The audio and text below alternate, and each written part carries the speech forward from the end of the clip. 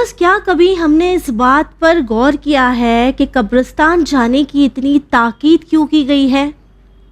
اس کی سب سے بڑی وجہ یہ ہے کہ ہم متوجہ ہو سکے کہ یہ وہی جگہ ہے جہاں ایک دن ہمیں بھی جانا ہے۔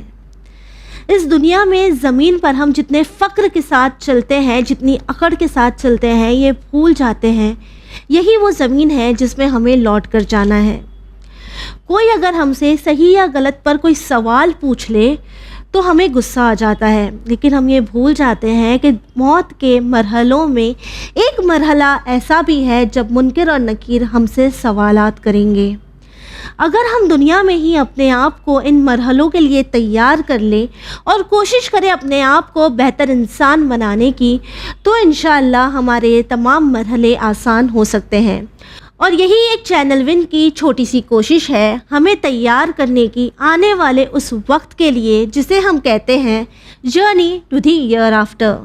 تو آئیے ویورز، سب سے پہلے استقبال کرتے ہیں عالی جناب مولانا علی عباس خان صاحب کا۔ السلام علیکم۔ وعلیکم السلام ورحمۃ اللہ وبرکاتہ۔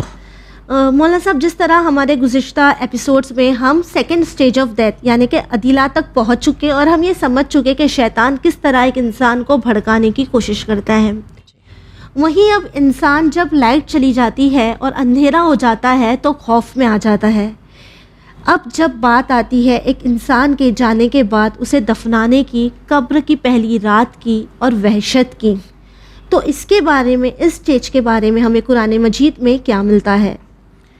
اعوذ باللہ من الشیطان الرجیم، بسم اللہ الرحمن الرحیم، الحمد للہ رب العالمین، وصلی اللہ علی محمد و اہل بیتہ الاطیبین الاطہرین، واللعنۃ الدائمۃ علی اعدائہم اجمعین، اللہم عجل لولیک الفرج۔ ایک اہم اسٹیج موت کا قبر ہے جی، اور مولا علیہ الصلوۃ والسلام فرماتے ہیں کہ قبر ایک پل ہے۔ قبر ایک پل ہے، پل ہے جی، جو تمہیں اس دنیا سے اس دنیا کی طرف لے جاتی ہے، لے جاتا ہے۔ یا موت کے بارے میں مولا نے فرمایا ہے کہ موت ایک پل ہے جو تمہیں اس دنیا سے اس دنیا کی طرف لے جاتا ہے۔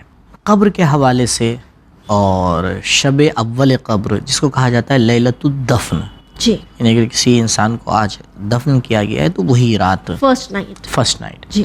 اور سوال منکر اور نکیر یا دیگر ملائکہ کا قبر میں آنا، یہ کچھ ایسی چیزیں ہیں جس کو روایات نے آ کے بیان کیا ہے۔ جی، قرآن نے سوال منکر اور نکیر کی طرف اشارہ کیا ہے، قبر کا تو کئی جگہ اشارہ کیا ہے۔ البتہ قرآن نے جو زیادہ تر اشارہ کیا ہے وہ حشر کا اشارہ کیا ہے، اذا الوحوش حشرت، کہ جب لوگ قبر سے اٹھائے جائیں گے، کیونکہ جب انسان آ کے غور کرتا ہے کہ اٹھایا جاؤں گا تو بہرحال کوئی جانا بھی تو ہے، جی، تو انسان خود بخود سمجھ جاتا ہے کہ ایک اس سے پہلے ایک اسٹیج ہے کہ جب جاؤں گا تب تو اٹھایا جاؤں گا، اور وہ کیا ہے پتہ لگاتا ہے، اس کے بارے میں بات کرتا ہے، اس کے بارے میں گفتگو اور اٹھائے تو ہم بعد میں جائیں گے، ایک لمبا عرصہ ہے جو ہمیں بتانا ہے۔ جی، اب وہ دیکھیے، میں یہاں پر ایک بات کہتا ہوں اپنے ناظرین سے، یہ ہم نہیں کہہ سکتے کہ لمبا عرصہ یا چھوٹا عرصہ ہے، کیونکہ عالم برزخ کا عرصہ لمبا اور چھوٹا نہیں ہے۔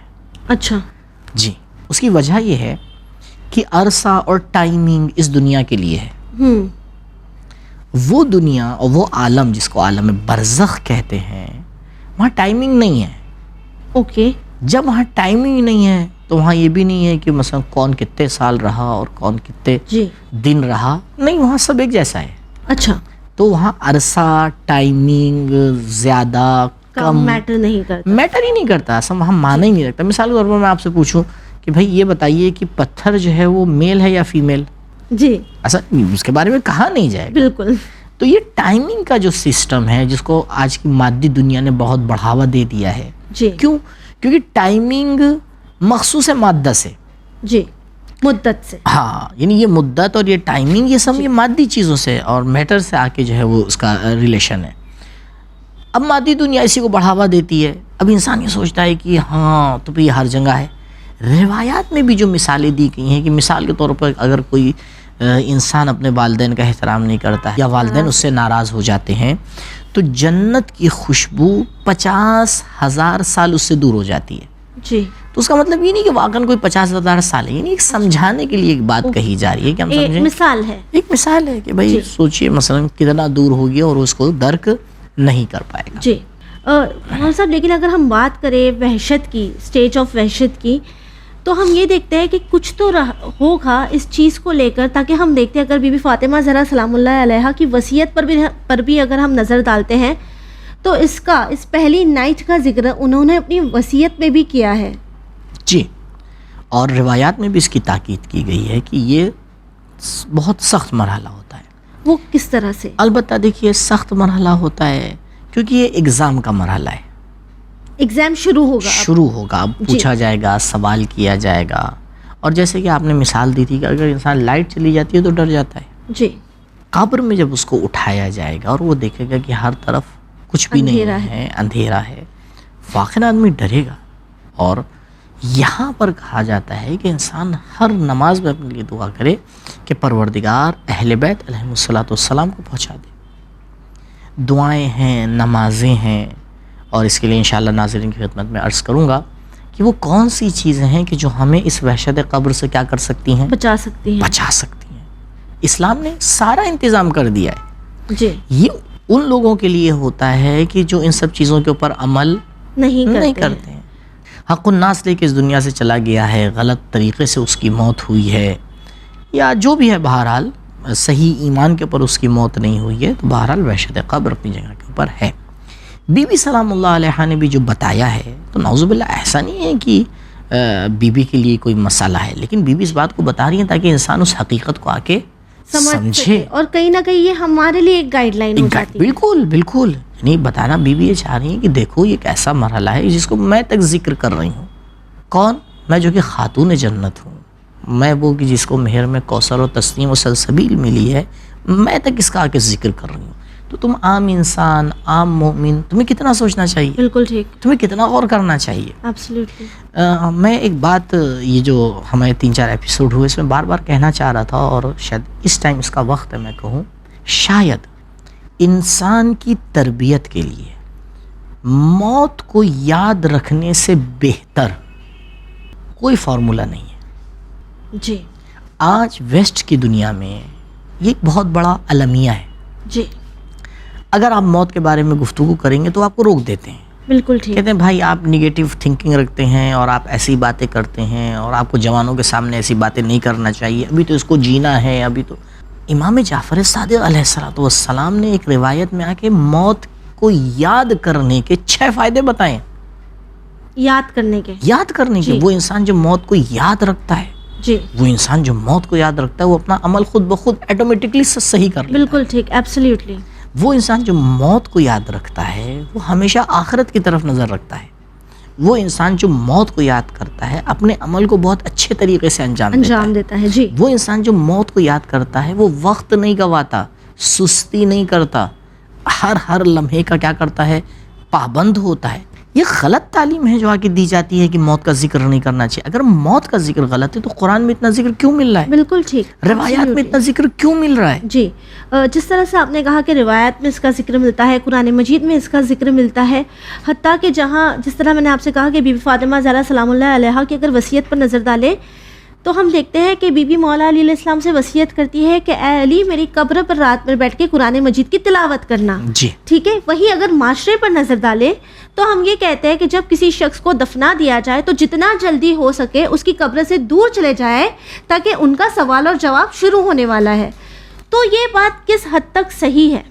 اچھا یہ بتائیے جن لوگوں کو دفن نہیں کیا جاتا، جی، یا کئی دن کے بعد دفن کیا جاتا ہے، ان کا سوال و جواب کیسے ہوتا ہے؟ امام جعفر صادق علیہ السلام سے روایت ہے کہ حضرت فرماتے ہیں کہ انسان جب اس دنیا سے جاتا ہے اور جیسے ہی اس کی موت واقع ہوتی ہے تو اس کی شب اول قبر شروع ہو جاتی ہے، اسی گھڑی سے. جی، تو کسی کو دفن کیا جا رہا ہے تو اس کے بعد سوال و جواب ہو رہا ہے، کسی کو دفن نہیں کیا جا رہا ہے تو اسی وقت ثواب ہو جائے. نہیں، پروردگار تو آ کے انتظار نہیں کرے گا نا کہ آپ دفن کریں تو ملائکہ آئیں، ایسا کچھ نہیں ہے.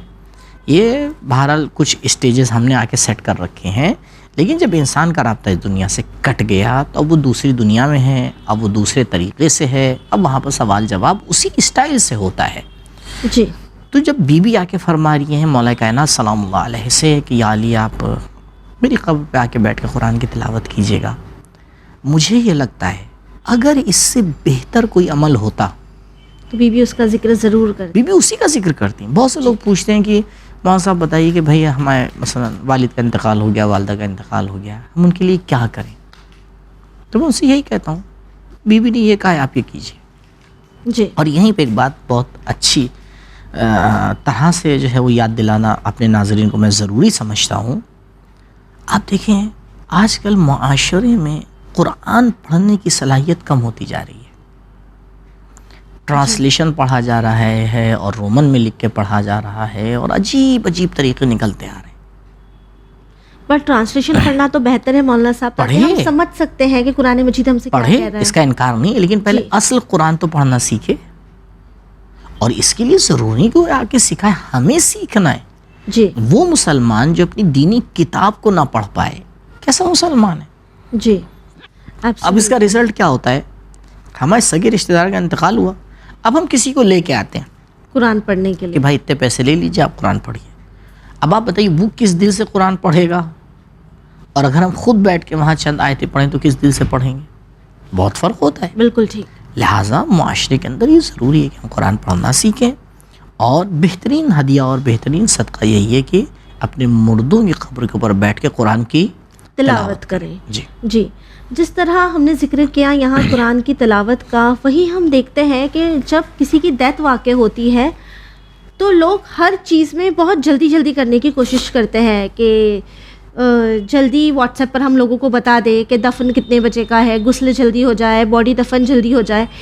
لیکن وہی روایت میں یہ ملتا ہے کہ جب کسی شخص کو دفنانے کے لیے لے کر جا رہے ہیں اور وہ اسپاٹ قریب آ جاتا ہے جہاں انہیں دفنایا جائے گا تو تھوڑی دیر کے لیے رک جانا چاہیے. تو اس بات کی تاکید کیوں کی گئی؟ اس کے پیچھے کیا وجہ ہوگی؟ دیکھیے دونوں چیزیں اپنی جگہ کے اوپر صحیح ہیں. جی. روایات میں اس بات کی تاکید کی گئی ہے، اور شاید میں نے اشارہ بھی کیا تھا پہلے یا دوسرے ایپیسوڈ میں، کہ میت کی تجہیز میں، اس کو تیار کرنے میں، اس کو دفن کرنے میں، اس کو غسل دینے میں جلدی کرنا چاہیے. جی. ٹائم نہیں لگانا چاہیے، یہ تاکید ہے. جی. اور یہ بھی اپنی جگہ کے اوپر روایات میں ہے، تاکید کی گئی ہے. اور رسالہ عملیہ میں بھی لکھا ہوتا ہے کہ جب ہم میت کو لے کے جائیں تو قبر تک پہنچنے سے پہلے اس کو کم سے کم 2 بار رکھیں. رکیں. جی. جنازے کو رکھا جائے، پھر اٹھایا جائے، پھر تھوڑی دور چل کے رکھا جائے، پھر اٹھایا جائے، پھر تیسری مرتبہ قبر کے پاس رکھا جائے اور پھر قبر کے اندر اتارا جائے، تاکہ دھیرے دھیرے اس کو ایک عادت ہو. روایات نے اس کی تاکید کی ہے کہ انسان بہرحال اب اس دنیا سے جا رہا ہے، دوسرے عالم سے اس کا رابطہ ہو رہا ہے، آپ لے جائیں گے ایک دم سے اس کو آپ اتار دیں گے تو شاید یہ مناسب نہیں ہے. اب بہرحال اس کے پیچھے حقیقت میں راز کیا ہے یہ پروردگار جانتا ہے. جی. لیکن کیونکہ توضیح المسائل میں اور روایات میں اس بات کی طرف اشارہ کیا گیا ہے تو بالکل ضروری ہے کہ ایسے ہی کیا جائے. جی. اب جہاں ہم ذکر کر رہے ہیں مولانا صاحب 3rd stage آف ڈیتھ کا، یعنی وحشت القبر کا، تو اگر اس منظر کو ہم امیجن کرنے کی کوشش کریں کہ کسی شخص کی قبر میں پہلی رات ہے تو وہ منظر کس طرح کا ہوتا ہے، تاکہ یہ الفاظ ہے جو وحشت، جی، اسی میں کافی زیادہ وحشت ہے. البتہ یہ وحشت سب کے لیے وحشت نہیں ہے. دیکھیں روایات میں جو ملتا ہے کہ انسان کے دفن ہونے کے بعد پہلا وہ فرشتہ جو انسان کے پاس آتا ہے اس کا نام ہے رومان نام کا فرشتہ ہے. اور امام سجاد علیہ السلام نے صحیفہ سجادیہ کی تیسری دعا میں اس فرشتے کے لیے بھی، اس پر بھی درود بھیجا ہے اور اس کے لیے بھی دعا کی ہے. اس کا کیا کام ہے؟ اس کا کام ہوتا ہے کہ انسان نے جو اعمال کیے ہیں اس کی فائل بنا کے پیش کرے. اچھا، یعنی جب ایک انسان قبر میں جاتا ہے تو سب سے پہلے اسے اعمال کی فائل دی جاتی ہے. کہ بھائی بہت سی چیزیں انسان کو نہیں یاد ہوتی ہیں، پھر اس میں دیکھتا ہے بہت سی چیزیں انسان کو یاد ہوتی ہیں یا اس کی کیفیت نہیں یاد ہوتی، تو پھر تاکید کی جاتی ہے اس ملک سے. البتہ کہ یہ ملک اب کس طریقے سے وہ میت کے ساتھ آ کے رابطہ برقرار کرتا ہے اور مشکل ہوتی ہے یا آسانی ہوتی ہے، یہ روایات میں اس کی وضاحت نہیں کی گئی ہے، لیکن پہلا اسٹیج یہی ہے۔ اس کے بعد اسٹیج آتا ہے منکر اور نکیر کا، یعنی یہ وحشت القبر کے بعد کا سٹیج ہے۔ یہ اسی کے ساتھ ہے، یعنی دیکھیں قبر میں آ کے دفن ہونا، قبر کی وحشت اور منکر اور نکیر، جی، یہ ہم اسٹیج کے اعتبار سے آگے ڈیوائیڈ کر سکتے ہیں۔ اور فشار قبر جو ہم سنتے ہیں، جی، یہ بھی اسی وقت کا ہے، یہ سارا ایک ہی وقت ہو رہا یہ ہوتا سارا ہے۔ ایک ساتھ ہے، بس اسٹیجز کے اعتبار سے ہم نے اس کو آگے الگ کیا ہے۔ جی بہت سے لوگوں کے لیے ہوتا ہے فشار قبر، بہت سے لوگوں کے لیے نہیں ہوتا ہے۔ جی بعض لوگوں کے لیے ہوتا ہے اس لیے کہ جو ان کے گناہ ہیں وہ معاف ہو جائیں۔ جی، تو اگر اسے سٹیجز وائز ہم دیکھیں تو یہ کس طرح ہوتا ہے؟ دیکھیں روایات میں جو اب تک یعنی جو روایات نے بیان کیا ہے اس سے ہٹ کے تو کچھ نہیں بیان کیا جا سکتا، جی کیونکہ اس کی حقیقت کیا ہے وہ بہرحال خداوند متعال اور اہل بیت علیہم الصلوۃ والسلام جانتے ہیں۔ لیکن روایات میں جو آ کے بیان کیا گیا ہے وہ یہی ہے کہ جب انسان کو دفن کر دیا جاتا ہے تو رومان نام کا فرشتہ ہے وہ سب سے پہلے آتا ہے، پھر منکر اور نکیر آتے ہیں، وہ سوالات کرتے ہیں۔ کچھ لوگ جواب دینے کی صلاحیت رکھتے ہیں، کچھ لوگ دینے کی صلاحیت نہیں رکھتے ہیں۔ اہل بیت علیہم الصلوۃ والسلام کا آنا ہوتا ہے، وہ مدد کرتے ہیں، وہ جواب دیتے ہیں، یا ملائکہ سے آ کے کہتے ہیں کہ اس کو چھوڑ دو، اسے سوال جواب نہ کرو۔ اب یہ ڈیپینڈ کرتا ہے خود اس شخص کے اوپر، جی، یعنی ہم یہاں کے یہ نہیں کہہ سکتے کہ یہ سارے اسٹیج سب کے لیے ہیں، ایک طرح ہے، ہاں، یا سارے اسٹیج کسی کے لیے نہیں ہیں، اوکے، نہیں، یہ ہیں۔ جی، اب اس میں سے کتنے اس انسان کے لیے رونما ہوں گے، کتنے اس انسان کے لیے رونما نہیں ہوں گے، کس سے وہ بچ کے نکل جائے گا، کس میں وہ آ کے گرفتار ہو جائے گا، پھنس جائے گا، یہ ڈیپینڈ کرتا ہے خود انسان کے اعمال کے اوپر۔ جی، لیس للانسان الا ما سعى، انسان کو اسی چیز کا رزلٹ ملتا ہے جس کے لیے اس نے کوشش کی ہے، تیاری کی ہے۔ تیاری کی ہے۔ اس لیے جو اس کے بعد والا اسٹیج ہے، اور یہاں پہ میں اس کو ربط دیتا چلوں اپنے ناظرین کے لیے، سوال منکر اور نکیر کے بعد اور جب اس کا سب فائنل ہوتا ہے، یعنی ایک حد تک کے فائنل ہوتا ہے، اب جب اگلا اسٹیج ہے یہاں پر وہ ہے برزخ کا۔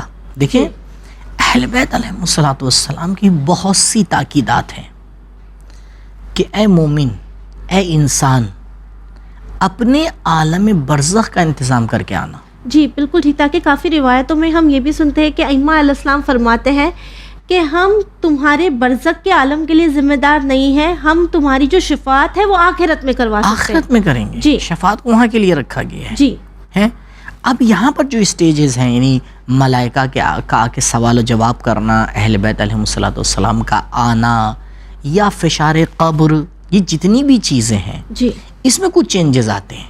بالکل۔ مثلا فشار قبر کی وجہ سے کچھ گناہ معاف ہو جاتے ہیں، کچھ انسان ہوتا کے لیے کیا ہے آسان۔ فشار قبر میں ایک انسان کے ساتھ؟ دیکھیے اس کی کیفیت کیا ہے یہ تو اللہ ہی جانتا ہے، جی، لیکن روایات میں جو اشارہ ہوا ہے وہ یہی ہے کہ انسان کو قبر میں ایک سختی برداشت کرنا پڑتی ہے۔ آپ دیکھیں یہ کانسیپٹ بھی کلیئر کرنے کی ضرورت ہے کہ خوش ہونا اور مشکلات کا برداشت کرنا جی، یہ جسم کا کام نہیں ہے، یہ روح کا کام ہے۔ جی، روح خوش ہوتی ہے، روح سختیاں برداشت کرتی ہے، تو روح تو باقی ہے نا۔ جی، جب روح باقی ہے تو کچھ ایسا قبر میں ہوتا ہے کہ روح پریشان ہو جاتی ہے، روح کو کچھ سختیاں آ کے برداشت کرنا پڑتی ہیں تاکہ اس کے ذریعے سے جو اس کے گناہ ہیں وہ کیا ہو جائیں، معاف ہو جائے۔ معاف ہو جائیں۔ البتہ میں پھر کہوں گا کہ شاید اس کو سمجھنا اتنا زیادہ ہمارے لیے ممکن نہیں ہے، لیکن بہرحال کیونکہ اشارہ کیا تھا ایک ایپیسوڈ میں کہ انسان کے عمل کا اور اس کے رزلٹ کا رابطہ کاہے کا ہے، کاز اور ایفیکٹ کا رابطہ ہے، جی، وہی رابطہ یہاں پر بھی برقرار ہے۔ یعنی پروردگار نے کچھ ایسے کازز رکھے ہیں جن کا ایفیکٹ یہ ہوتا ہے کہ انسان کی فائل ہلکی ہو جائے، جی، بالکل ٹھیک، انسان کے مسائل تھوڑے کیا ہو جائیں، آسان ہو جائیں۔ جی، بہرحال اب اس کے لیے دعائیں ہیں، اس کے لیے تلاوت قرآن ہے، اس کا لوگوں کو ایصال ثواب کرنا ہے۔ دیکھیے سب سے بڑی مشکل جو پیش آتی ہے اور اس کی طرف اشارہ کرنا بہت ضروری ہے کہ انسان فشار قبر میں یا سوال منکر اور نکیر میں آ کے گرفتار ہو جاتا ہے، وہ ہے حق الناس۔ جی، اگر انسان حق الناس کے ذریعے سے، یا وہ گناہ جو ان کو گناہان کبیرہ کہا جاتا ہے، اگر ہم حق الناس کی بات کریں تو یہاں پر ہم کن چیزوں کا اور کن باتوں کا ذکر کرتے ہیں؟ دیکھیں حق الناس کی تو ایک بہت لمبی فہرست ہے، بلکہ اس کو ایک لائن میں یوں کہا جا سکتا ہے کہ کسی بھی غیر کا حق میرے اوپر ہو. صرف مالی اعتبار سے نہیں، ہر اعتبار سے. صلہ رحم ہے، نہیں کیا میں نے، یہ حق الناس ہے. کسی سے بات چیت کرنا تھی، میں نے نہیں کی، حق الناس ہے. کسی کی اچھائی کرنا تھی، میں نے برائی کر دی، حق الناس ہے. کسی کے پیٹھ پیچھے اس کی برائی کر دی، غیبت کر دی، یہ حق الناس ہے. پیسہ لیا تھا نہیں دیا، یہ حق الناس ہے. کسی کو ایذا پہنچا دی، یہ حق الناس ہے. حق الناس کی فہرست بڑی لمبی ہے. حق الناس جو ہے وہ سبب بنتا ہے کہ انسان یہاں پر آ کے گرفتار ہو جاتا ہے، اور اتنا آسان نہیں ہوتا ہے کہ وہ اس اسٹیج سے آگے بڑھ پائے. کچھ لوگ اس اسٹیج میں کم رکتے ہیں، کچھ لوگ اس اسٹیج میں زیادہ رکتے ہیں. اب کون کیسا ہے اس کے عمل کی طرف پلٹتا ہے اور جی پروردگار کی رحمت کے اوپر. جی بالکل ٹھیک.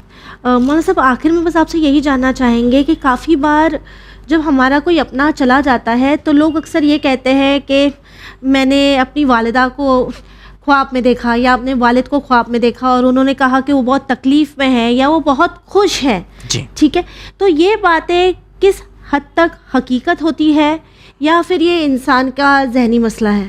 دونوں ہو سکتے ہیں. اوکے. حقیقت بھی ہو سکتی ہے، انسان کا ذہنی مسئلہ بھی ہو سکتا ہے. جی. حقیقت یوں ہو سکتی ہے کہ دیکھیے سونے کو، خواب کو موت اصغر کہا گیا ہے، موت اصغر، چھوٹی موت. جی. اور موت کو جو ہے وہ نوم اکبر کہا گیا ہے، بڑا سونا. جی. دونوں میں سیم چیز یہ ہے کہ جیسے انسان سوتا ہے اور اس کی روح اور جسم کا رابطہ کم ہو جاتا ہے، جی. موت کے ٹائم اس کی روح اور جسم کا کنیکشن پوری طرح سے کیا ہوتا ہے؟ کٹ ہو جاتا ہے. جی. جب انسان سوتا ہے اور اس کی روح کا رابطہ اس کی باڈی سے کم ہوتا ہے تو انسان کی روح عالم برزخ سے کنیکشن آ کے اس کے اندر ہو جاتا ہے کبھی کبھی. جب وہ عالم برزخ سے اس کا کنیکشن ہوتا ہے تو یہ جتنی بھی ارواحیں کہاں موجود ہیں؟ عالم برزخ میں موجود ہیں. تو وہ ان سے آ کے ملاقات کرتا ہے. اب وہ جس سچویشن میں ہیں وہ دیکھ لیتا ہے. جی. یعنی اسی کو خواب کہتے ہیں. عالم برزخ میں اجازت دی جاتی ہے کہ آپ خواب میں جائیں. بالکل. کسی کو اجازت ملتی ہے، کسی کو اجازت نہیں ملتی ہے. کسی کو کسی کے لیے اجازت ملتی ہے، کسی کو کسی کے لیے اجازت نہیں ملتی ہے. سارے آپشن ہیں. البتہ یہ بھی ممکن ہے کہ انسان زیادہ سوچ رہا ہو کسی مردے کے بارے میں، زیادہ اس کا ذہن الجھا ہوا ہو تو وہ خواب دیکھے. تو بہرحال کیونکہ خواب کی الگ الگ اسٹیجز ہیں، رحمانی خواب ہوتا ہے، شیطانی خواب ہوتا ہے، نفسانی خواب ہوتا ہے. تو اب بہرحال یہ کون سا خواب ہے اس کو دیکھنا پڑتا ہے، غور کرنا پڑتا ہے. لیکن اصل بات صحیح ہے، ممکن ہے اور ایسا ہوتا ہے. جی بالکل ٹھیک. آخر میں ہم چاہیں گے کہ آپ ہمارے ویورز کو کوئی ایسا پیغام دیں تاکہ وہ اپنی آنے والی زندگی کے لیے یعنی journey to the year after کے لیے پریپیئر کر سکیں. دیکھیے انسان عمل سے جدا نہیں ہے. ہر انسان ہر لمحہ کچھ نہ کچھ کر رہا ہے. حتیٰ جب ہم سوتے ہیں تب بھی سونا بھی ایک ورک ہے، سونا بھی ایک کام ہے. جی بالکل ٹھیک. اس کو ڈیزائن کیا جاتا ہے، اس کے بارے میں غور کیا جاتا ہے. بھائی اتنے بجے سونا ہے، اتنے بجے اٹھنا ہے، یہاں پہ سونا ہے، ایسے سونا ہے. پلان کرتے ہیں جی پلان کرتے ہیں ہم باقاعدہ. تو انسان عمل سے جدا نہیں ہے، یہ ہمیں سمجھنا چاہیے.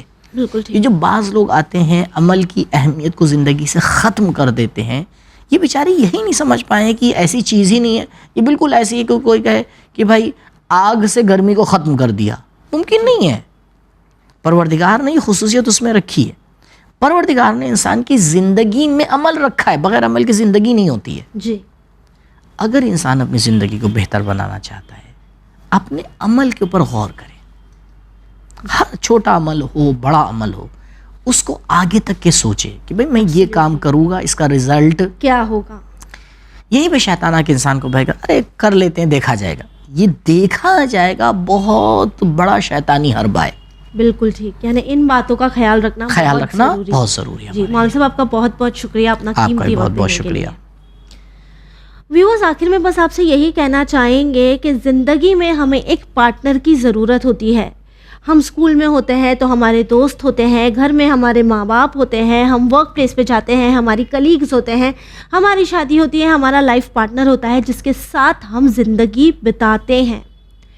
لیکن جب بات قبر اور قبر کے مرحلے کی آتی ہے تو یہاں پر ہمارا پارٹنر ہمارے نام اعمال ہوتے ہیں، اور یہ وہ اعمال ہوتے ہیں جس کے بارے میں شاید ہم نے پوری زندگی نہیں سوچا ہوگا۔ اب بھی ہمارے پاس وقت ہے، ہمارے پاس موقع ہے کہ ہم ہمارے اعمال کو بہتر بنا سکیں، تاکہ یہی اعمال کل جا کر جب ہمارے پارٹنر بنیں گے تو ڈیسائیڈ کریں گے کہ ہماری journey to the year after بہتر ہوگی یا بدتر ہوگی۔ اسی کے ساتھ ہمیں دیجیے اجازت، پر بنے رہیے چینل ون کے ساتھ۔ پیغام انسانیت، شکریہ۔